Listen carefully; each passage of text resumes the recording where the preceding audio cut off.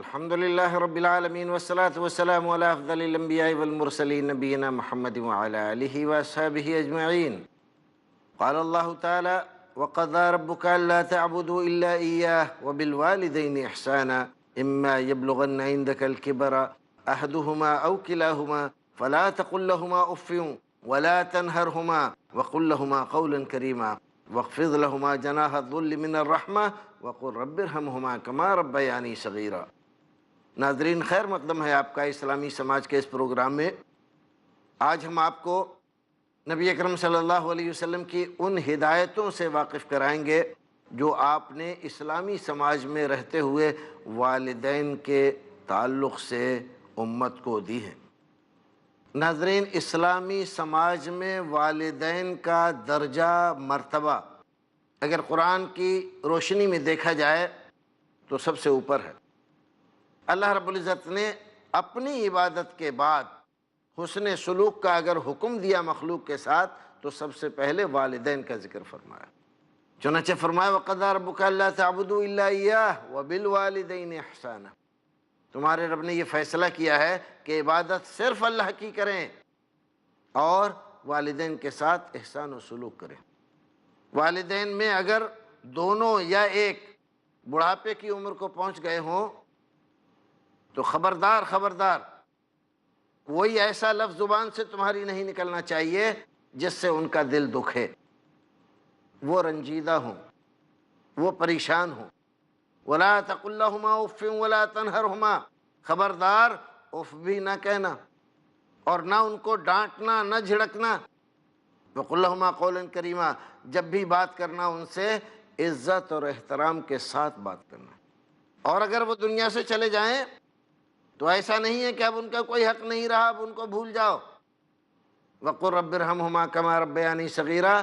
ان کی زندگی میں بھی اور زندگی کے بعد بھی جب تم اپنے لیے دعا کرنا تو اپنے والدین کے لیے بھی دعا کرنا کہ پروردگار جس طرح سے بچپن میں انہوں نے میرے ساتھ حسن سلوک کیا، میرا خیال رکھا، پروردگار تو ان کے ساتھ حسن سلوک کر اور ان کا خیال رکھ. یہ ہدایتیں قرآن دے رہا ہے. آج افسوس ہے ہمارے سماج اور معاشرے میں والدین کے ساتھ وہ برتاؤ نہیں کیا جا رہا ہے جس کے وہ مستحق ہیں. افسوس ہمارے ہندوستان کا سماج بھی مغربی سماج کی بدبودار ہواؤں سے کچھ اس قدر بدل رہا ہے کہ ہم نے بھی اپنے بوڑھے ماں باپ کا خیال رکھنا چھوڑ دیا ہے. اگر دو چار لڑکے ہوتے ہیں تو والدین کو بانٹ لیا جاتا ہے کہ کس کے ساتھ رہیں گے. ایک لڑکا کوئی بھی دونوں کو اپنے ساتھ رکھنے کے لیے تیار نہیں ہوتا. افسوس تو اس بات کا ہے کہ یہ جانتے ہوئے کہ ایک دن ہم بھی اس عمر میں پہنچیں گے، لڑکا بھی اور اس کی بیوی بھی اس بات کو فراموش کر دیتی ہے کہ آج ہم جو کچھ کر رہے ہیں ان کے ساتھ کل ہمارے ساتھ بھی یہی ہوگا. لیکن بھول جاتے ہیں ہم کہ کل کیا ہونے والا ہے. بھول جاتے ہیں یہ کہ اگر ہم اس عمر پہ پہنچ جائیں تو ہم کیا تمنا کریں گے کہ ہمارے بچے ہمارے ساتھ کس طرح سے پیش آئیں. پروردگار عالم ہمارا پیدا کرنے والا، ہماری ہر طرح کی ضرورتیں مہیا کرنے والا ہے. وہ والدین کے ساتھ احسان کرنے، سلوک کرنے، ان کا خیال رکھنے کا حکم دے ہمیں. ہونا تو یہ چاہیے تھا کہ جو احسانات والدین کے ہمارے اوپر ہیں، کہ ایک زمانہ تھا اس دنیا میں ہم آئے تھے، ہم اس لائق بھی نہیں تھے کہ ہم اپنے ہاتھ پیر ادھر سے ادھر رکھ سکیں. نہ ہم یہ جانتے تھے کہ اچھائی کیا ہے، نہ یہ جانتے تھے برائی کیا ہے، نہ یہ جانتے تھے گندگی کیا ہے، نہ یہ جانتے تھے کہ اچھائی اور صفائی کیا ہے. نہ ہم کو اس بات کا سلیقہ تھا، شعور تھا کہ کون سی چیز ہمیں بیمار کرے گی اور کون سی چیز ہمارے لیے صحت بخش ہے. جاڑا کیا ہے، گرمی کیا ہے، برسات کیا ہے اور ان کا ہماری زندگی پر اثر کیا پڑے گا، ان تمام چیزوں سے ہم ناواقف تھے. اگر والدین ہمیں اس وقت میں پیار و محبت کے ساتھ نہ سنوارتے، نہ دھلاتے اور اچھی جگہ نہ رکھتے تو ہم اس عمر کو ہرگز نہیں پہنچ سکتے. انہوں نے ہمیں نہ صرف یہ کہ بیٹھنا سکھایا، کھانا سکھایا، پینا سکھایا، بلکہ انگلی پکڑ کے چلنا بھی سکھایا اور اس دنیا کے گرم اور سرد ہواؤں اور فضاؤں میں کیسے رہیں، یہ ساری باتیں بھی انہوں نے اپنے عمل سے، اپنے کردار سے، اپنی زبان سے، اپنی باتوں سے ہمیں اچھی طرح سکھانے کی کوشش کی۔ آج وہ ضعیف ہو گئے، آج وہ جتنے ضعیف ہوئے ہیں اس سے زیادہ ضعیف ہم تھے بچپن میں، وہ ہمیں گودی میں لیے لیے پھرتے تھے۔ انہوں نے کبھی ایسا نہیں کیا کہ ہمیں چھوڑ کر وہ چلے گئے ہوں، ہم روئیں، چیخیں، چلائیں، کچھ بھی کریں، نہیں، اگر ہم روتے تھے تو ان کا جگر پھٹتا تھا اور ہمارے بغیر وہ بے چین ہو جاتے تھے۔ آج وہی ماں باپ ضرورت مند ہیں ہمارے انگلی پکڑنے کے، ہمارے سہارا دینے کے، تو ہم نے ان کی طرف سے آنکھیں بند کر لی ہیں اور ہم نے ان کو فراموش کر دیا ہے۔ رسول اکرم صلی اللہ علیہ وسلم ارشاد فرماتے ہیں، حضرت عبداللہ ابن مسعود رضی اللہ تعالیٰ عنہ کی حدیث ہے، اور اس حدیث کو حضرت امام بخاری و امام مسلم رحمہم اللہ نے نقل فرمایا ہے اپنی اپنی کتابوں میں۔ فرماتے ہیں، سألت النبی صلی اللہ علیہ وسلم ای العمل احب الی اللہ تعالی، اللہ کے رسول میں یہ چاہتا ہوں آپ مجھے یہ بتلا دیں کہ اللہ رب العزت کو سب سے زیادہ کون سا عمل پسند ہے، تاکہ میں وہی کروں جو میرے رب کو پسند ہے۔ جو میرے رب کو پسند ہے وہ میں کروں گا تو میرا رب مجھے پسند کرے گا۔ رسول اکرم صلی اللہ علیہ وسلم نے فرمایا، الصلاۃ علی وقتہا، نماز کو وقت پر پڑھ لینا اللہ رب العزت کو سب سے زیادہ پسندیدہ عمل ہے۔ اللہ رب العزت کو بہت پسند آتا ہے اور بہت محبت کرتا ہے اللہ رب العزت اس بات سے کہ بندہ وقت پر نماز ادا کر لیتا۔ پھر انہوں نے پوچھا، قلت ثم ای، اللہ کے رسول اس کے بعد کون سا عمل اللہ رب العزت کو سب سے زیادہ پسند ہے؟ فرمایا، بر الوالدین، اپنے والدین کے ساتھ احسان و سلوک کرنا، یہ سب سے زیادہ پسند۔ کہتے ہیں پھر میں نے پوچھا، ثم ای یا رسول اللہ، اللہ کے رسول اس کے بعد کون سا عمل سب سے زیادہ پسند ہے؟ فرمایا، الجہاد فی سبیل اللہ، اللہ کے راستے میں کوشش اور محنت کرنا، اپنا سب کچھ لٹا دینا، یہ اللہ رب العزت کو بہت پسند ہے۔ دیکھیے، اللہ رب العزت کو سب سے زیادہ پسند جو چیز ہے، فرمایا وہ والدین کے ساتھ حسن سلوک کرنا۔ ہم صدقہ کرتے ہیں، خیرات کرتے ہیں، نمازیں پڑھتے ہیں، روزے رکھتے ہیں، حج کرتے ہیں، زکوٰۃ دیتے ہیں، اور بھی بہت سارے کام نیکی کے کرتے ہیں۔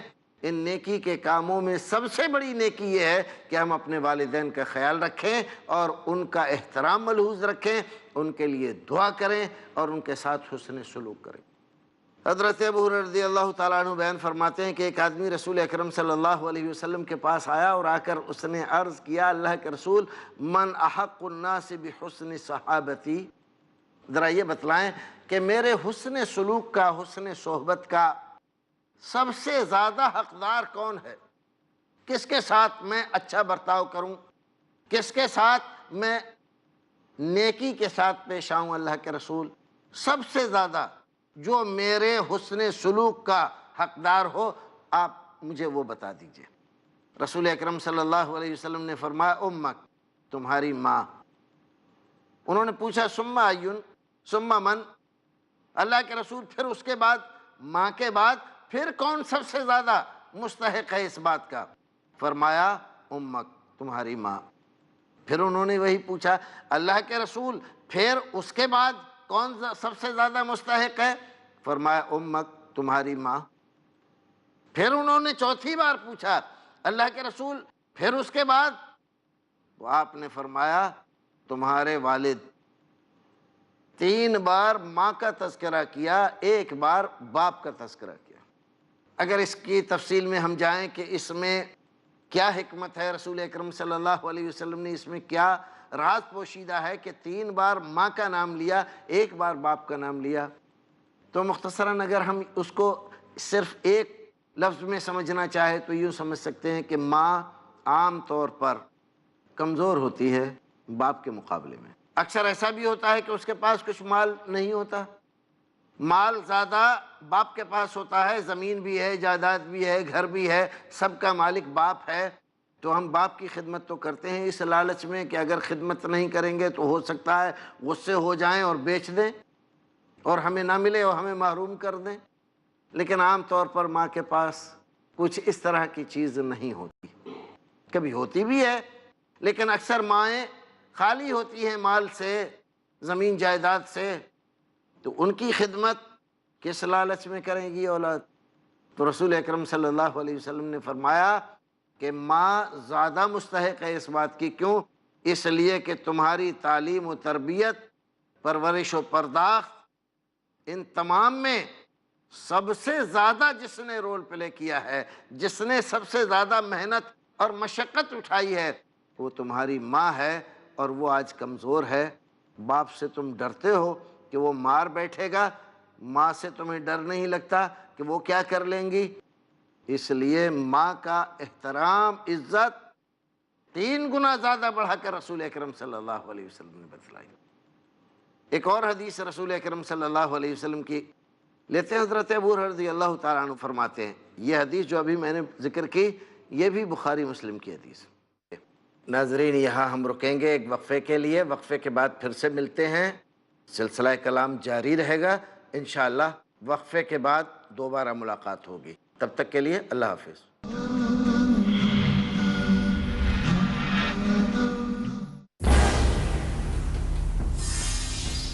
داعی کیسے بنیں؟